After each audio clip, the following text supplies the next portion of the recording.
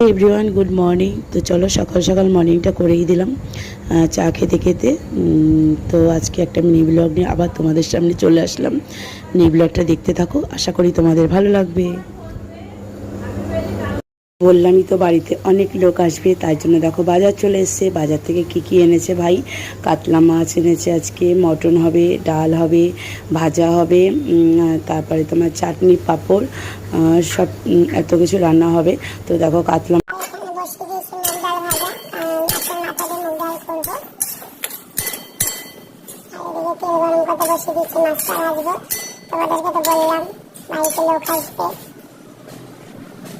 আসবে সবটাই তোমাদের সাথে শেয়ার করবো। চলো রান্নাটা করতে থাকি, কারণ অনেক পদ হবে।